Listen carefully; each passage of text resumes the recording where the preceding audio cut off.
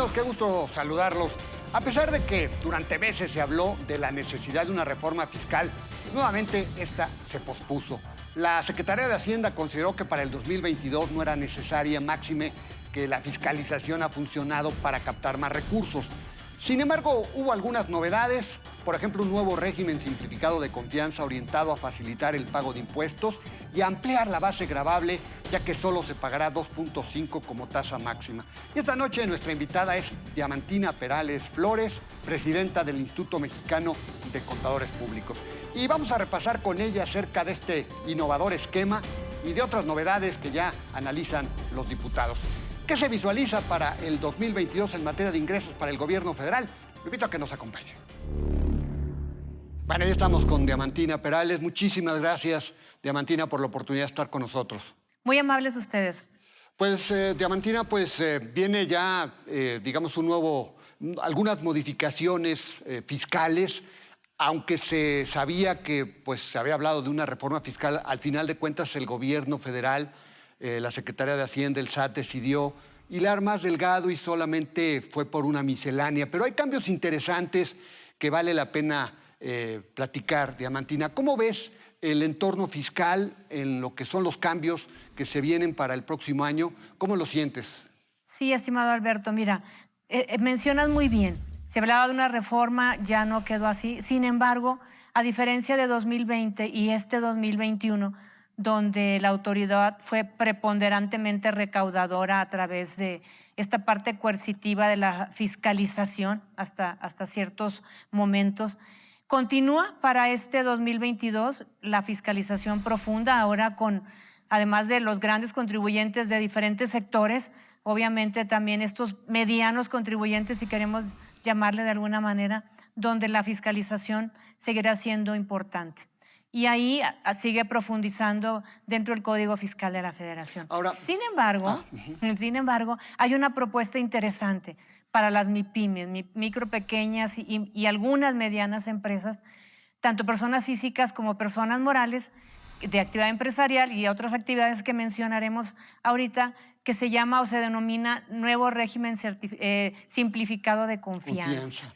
Y este régimen sí es una propuesta a la simplificación. Se agrega un objetivo más o una característica más a esta miscelánea con relación a los años anteriores, que es esta simplificación. Y a través de él, algo muy importante y que como Instituto Mexicano de Contadores Públicos lo valoramos y lo aplaudimos, que es de manera frontal ese combate a la informalidad o a los grandes informales, como lo ha dicho la jefa del SAT.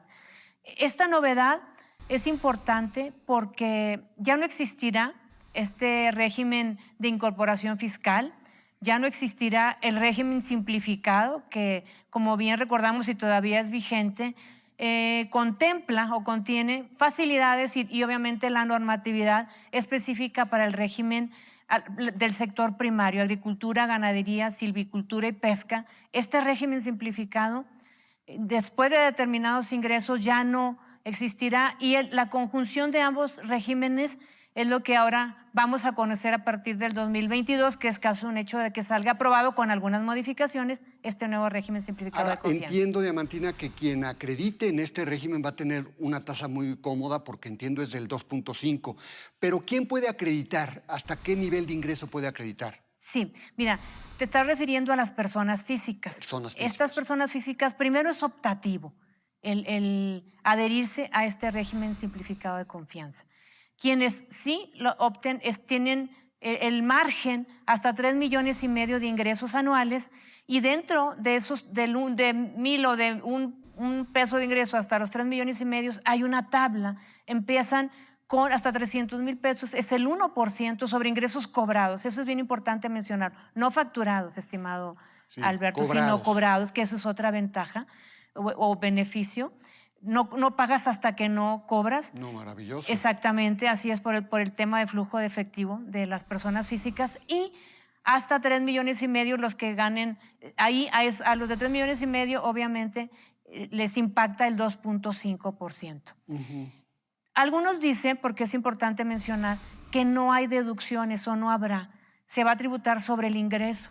Es decir, las personas físicas pueden deducir, o sea, tienen gastos, sin embargo, no van a ser considerados. Y hay quienes dicen, bueno, no, entonces no hay un beneficio.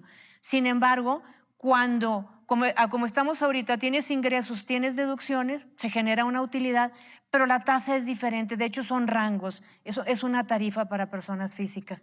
Y al final de cuentas, este 2.5, ¿qué significa? Tiene mucho que ver, o del 1% al 2.5%, sobre estas tasas mínimas que ha mencionado de impuestos sobre la renta efectivamente recaudado o pagado por el contribuyente, que tiene en estadísticas el SAT y lo ha mencionado en los últimos meses, que al final de cuentas es lo que venimos pagando a la mayoría de los contribuyentes, cuando mucho hasta un 3 o un 5% neto, porque ahorita está sobre una utilidad.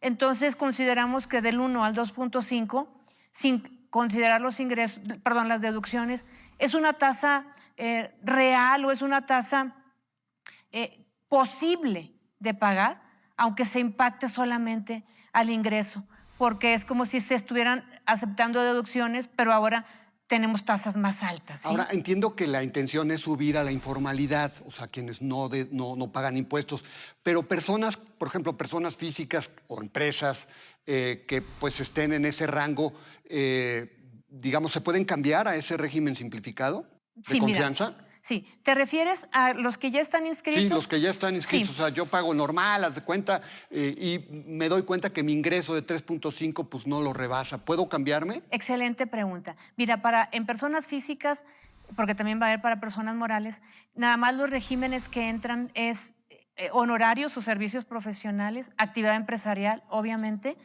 y arrendamiento.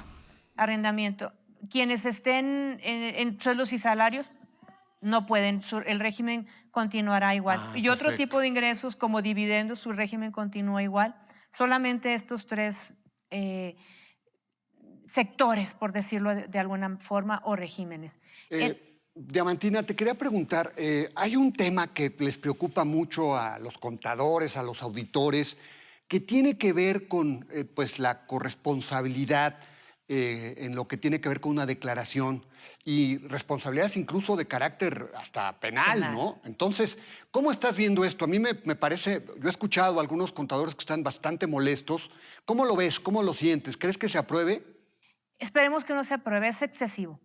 Es excesivo porque los contadores que auditamos debemos cumplir con ciertos requisitos ante el propio Código Fiscal de la Federación, que es emitido obviamente por la autoridad, en este caso de manera específica por el SAT. Los contadores que auditamos o dictaminamos estados financieros para efectos fiscales debemos ser independientes. Esa es una regla, un requisito. Pero emana, porque es la esencia de la auditoría, emana de nuestra normatividad internacional y nacional, aparte del Código de Ética, donde o eres asesor o eres contador, y obviamente todos somos contadores, ¿verdad? Hablando del contador público, o asesora a una empresa, o es un contador interno dentro de la empresa, o es un auditor. ¿Por qué? Porque para practicar la auditoría debemos ser independientes. Si eres el auditor, no puedes asesorar a ese mismo contribuyente y no puedes participar en la toma de decisiones de la empresa. Entonces, como auditores, contadores auditores, estamos impedidos, ¿sí?, a poder expresar más allá de nuestra norma y de todo lo que a través de esa normatividad observemos e identifiquemos como errores o como omisiones. No podemos ir más allá de lo que nos compete. Si la iniciativa de reforma habla de informar. Sí, o sea, casi denunciar, ¿no? Te vuelves ahí un espía, ¿no? Te vuelves un espía, de informar la comisión de posibles delitos fiscales que esté cometiendo el contribuyente u otro tipo de delitos. No es nuestra competencia porque el dictamen fiscal, que también obviamente a eso se refiere la autoridad, nosotros lo practicamos, pero sus anexos están muy identificados hasta dónde es nuestra responsabilidad o corresponsabilidad.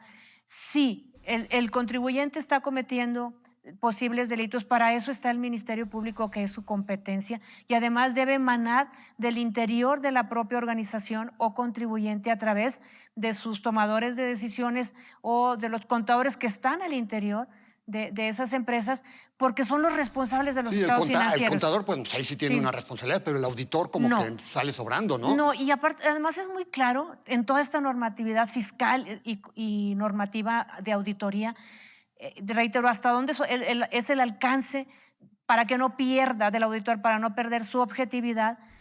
Y también nosotros no somos responsables, el auditor no es responsable de los estados financieros de la empresa, ¿sí? Ni de lo que suceda en la empresa. Presenta una opinión sobre la razonabilidad a través de la revisión que realiza, la razonabilidad de esos estados financieros. Y obviamente lo que no esté de manera correcta, corregirlo con base en las normas que practica la auditoría. Si se acepta que se deba trabajar de esa manera, el contador público auditor estaría incumpliendo con la normatividad internacional. Y acá hay reguladores. Acá hay reguladores donde dirían, esto no es correcto y acá te vamos a sancionar. Incumpliendo, exactamente. ¿Te sancionamos aquí o te sancionan acá, o sea, quedan como el cuetero, ¿no? Sí. Siempre les va mal.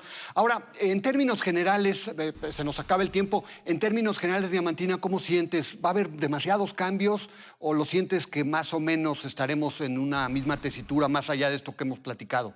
Además de profundizar en ciertos temas como este o pretender profundizar en una fiscalización coercitiva y agresiva, la parte que mencionamos del régimen simplificado de confianza se puede convertir si la autoridad realmente es consistente, ¿verdad? Y modifica lo que haya que modificar en su operatividad más adelante para hacerlo realmente viable y que se utilice. Sería bueno para las micro, pequeñas y medianas empresas, que son muchísimas en nuestro país. Y nada más me faltó comentar, también incluye a personas morales hasta 35 millones de pesos anuales, 35, que son muchas, y eso también va a ser de mucho beneficio. Ahí sí se aceptan las deducciones porque obviamente la tasa sigue siendo la misma, sin embargo, las personas morales se van con flujo de efectivo, también ingresos efectivamente cobrados y deducciones efectivamente erogadas, además de que van a poder deducir más rápidamente ciertos activos fijos, que así se les llaman, y les va a permitir invertir y deducir rápidamente. Eso es bueno. Diamantina, hasta ahora le ha ayudado al gobierno, al SAT, la fiscalización, pero siento que la fiscalización se está agotando porque los grandes contribuyentes ya los apretaron. Los márgenes van a ser cada vez más pequeñitos, ¿verdad? Sí. Tu pregunta es excelente. Nosotros lo hemos manifestado en diferentes foros. Definitivamente, quien te debe, te paga y ya no te debe. Ya. ¿Verdad? Entonces, tienen estos años para continuar, ya llevan 2, el 2022 será el tercero, se va a agotar. ¿Qué consideramos nosotros que se requiere? Fundamentalmente y forzosamente una reforma fiscal integral que apunte hacia el crecimiento sostenido de nuestro país. La parte fundamental es una política fiscal y económica que contribuya por varios años al crecimiento de México. Claro que sí, pues totalmente de acuerdo contigo, Diamantina. Muchísimas gracias, te agradecemos mucho, ¿eh? Gracias a ti, estimado Alberto, bueno, para ella servirte. Es Diamantina Perales Flores, ella es la presidenta del Instituto Mexicano de Contadores Públicos. Sí, desde hace sexenios se ha pospuesto el elaborar una reforma fiscal. Y es muy importante porque México tiene una de las más bajas recaudaciones entre los países de la OCDE. Con Enrique Peña Nieto hubo ajustes, pero pegaron a la clase media y la actual administración ha preferido hilar delgado.